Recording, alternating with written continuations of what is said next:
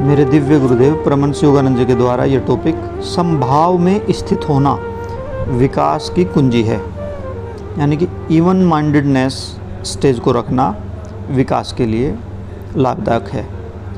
मशीनवत मनुष्य और विचारशील मनुष्य के बीच भेद को कोई भी सरलता से बता सकता है। पहली प्रकार का सदा कार्य करते रहना चाहता है और दूसरा हर बात पर भली भांति विचार करना चाहता है। दो तरह के लोगों की आवश्यकता है। मशीनवत लोग तुरंत कार्य करना पसंद करते हैं। उन्हें अपनी शक्तियों को आध्यात्मिक उन्नति प्रदान करने वाले कार्य में लगाना सिखाया जाना चाहिए। दोनों ही प्रकार के लोगों में सुव्यवस्थित संतुलन पैदा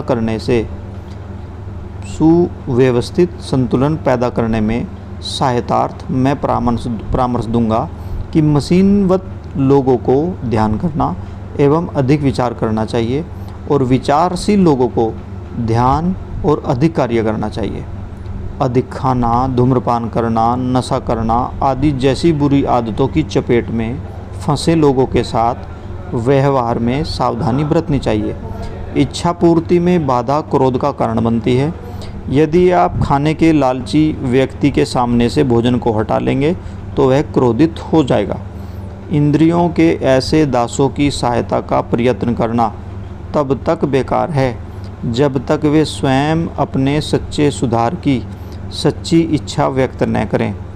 आदि शंकराचार्य ने कहा था कि संभाव में स्थित लोगों को ईश्वर का ज्ञान होगा। ब्रह्मांड के स्वामी संभाव की वेदी पर विराजते हैं। संभाव के द्वारा व्यक्ति शांति की पूर्ण साम्यावस्था का आनंद लेता है। हिंदू दर्शन शास्त्र के अनुसार प्रत्येक मानव में 3 आधारभूत गुणों में से एक गुण प्रबल होता है, सत्व, रज और तम। सत्व उन लोगों में प्रबल होता है जिनकी आध्यात्मिक प्रवृत्तियां होती हैं। वे उचित भोजन करते हैं, अच्छी आदतों को विकसित करते हैं और ईश्वर के प्रति समर्पित रहते हैं। कार्यशील लोगों में रजस सर्वोपरि होता है। ऐसे व्यक्ति मरने तक कार्य में व्यस्त रहते हैं। जिन व्यक्तियों में तमस प्रबल होता है वे अपने जीवन को झगड़े, क्रोध, ईर्ष्या, कामुकता और आलस्य से भरते हैं। आपकी आध्यात्मिक उपलब्धि में रुकावट डालने वाली किसी भी आदत पर आपको विजय प्राप्त करना चाहिए। आपका अपने विचारों और कार्यों पर पूर्ण नियंत्रण होना चाहिए। तामसिक होने से अच्छा है कि आप सक्रिय राजसिक बने और अपनी आदतों को अपने वश में रखें। परंतु एक सात्विक व्यक्ति जिसमें अच्छी आदतें स्वतः ही प्रकट होती हैं एक आदर्श व्यक्ति है। जो अपना सुधार चाहते हैं उन्हें सात्विक व्यक्तियों की संगत में अधिक रहना चाहिए। बहुत कम लोग जानते हैं कि उनका भला किस में है। इस एक कसौटी के द्वारा आप किसी को भी परख सकते हैं। 99% लोग इस परीक्षा में अनुत्तीर्ण हो जाते हैं, फेल हो जाते हैं। किसी व्यक्ति को अपनी भलाई के लिए कोई विशेष कार्य करने के लिए कहें तो वह बिल्कुल इसका उल्टा ही करेगा। क्यों? क्योंकि वह विवश है कि उसकी सांसारिक आदतें अत्यधिक शक्तिशाली हैं। प्राय लोग वह काम नहीं करते जिसका आप सुझाव देते हैं, चाहे वे जानते भी हैं कि आप जो कह रहे हैं वो उनके भले के लिए है, केवल यह सिद्ध करने के लिए कि आप उन्हें प्रभावित नहीं कर सकते। जो वास्तव में अपना सुधार चाहते हैं वे शांत, आत्मसंयमी लोगों की संगत में अधिकाधिक रहना सीखते हैं। ऐसे लोगों की संगत में रहने का प्रयास कीजिए जो सामान्य हैं। उनसे भी अच्छा होगा यदि आपको अति सामान्य लोगों की संगत प्राप्त हो। कमज़ोर व्यक्ति को बलवान व्यक्ति की संगत खोजनी चाहिए। बलवान व्यक्ति को अपने से बलवान व्यक्ति की संगत खोजनी चाहिए।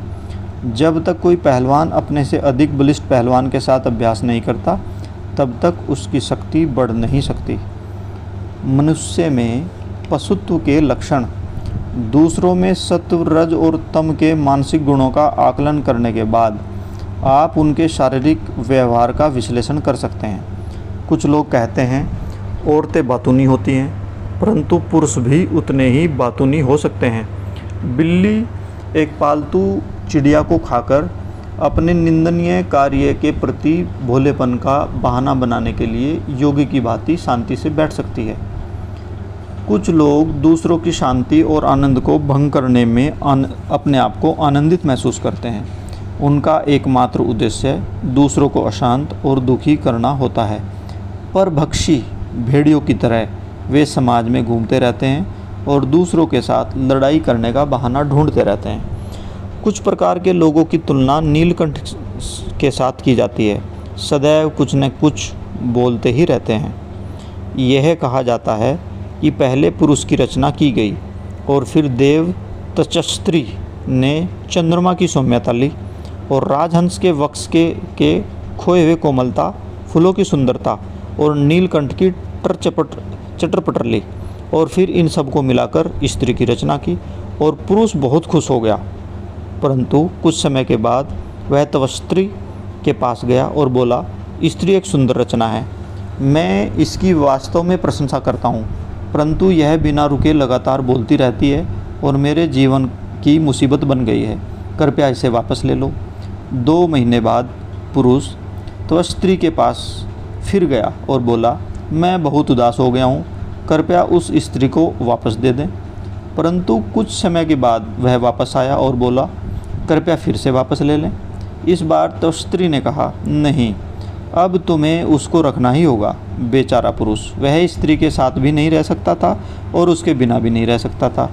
स्त्रियां भी इसी तरह अपने ओर से पुरुषों की शिकायत कर सकती हैं। जब तक स्त्री और पुरुष एक दूसरे के स्वभाव को समझ नहीं जाते, वे अनजाने में एक दूसरे को यातना देते रहते हैं। ईश्वर की दृष्टि में दोनों समान बनाए गए थे। कोई भी पुरुष स्त्री के बिना आ नहीं सकता और न ही कोई स्त्री पुरुष के बिना आ सकती है। यह स्त्री और पुरुष दोनों का कर्तव्य है कि वे अपने अपने प्रबल और सुप्त गुणों के बीच संतुलन स्थापित करें। पुरुष बुद्धि प्रधान है जबकि स्त्री भावना प्रधान है। प्रत्येक को तर्क और भावना के आंतरिक संतुलन के लिए प्रयास करना चाहिए ताकि वह पूर्ण व्यक्तित्व एक पूर्ण मानव बन सके। कुछ लोग गधों की तरह व्यवहार करते हैं। इंद्रियों की दासता के कारण उन्हें कितने ही कष्ट क्यों न झेलने पड़े, वे फिर भी हठपूर्वक अपनी गंदी आदतों का पोषण करते रहते हैं। ऐसा लगता है जैसे उन्हें कुछ याद ही नहीं रहता। इंद्रियों के अति सेवन के कष्टदायक परिणाम वे शीघ्र भूल जाते हैं और इस प्रकार अपने अनुभवों से कभी कुछ नहीं सीखते। प्रकृति में सभी भिन्न भिन्न प्रकार के पशु भिन्न भिन्न प्रकार के भावों और लक्षणों को प्रदर्शित करते हैं, परंतु मनुष्य में वे सभी हैं। वह सांप अथवा भेड़िया या लोमड़ी अथवा शेर की तरह व्यवहार कर सकता है। हमारे अंदर स्वर्ग एवं नरक दोनों का सार तत्व है। हमें स्वर्ग के दिव्य गुणों को अधिक व्यक्त करना सीखना चाहिए।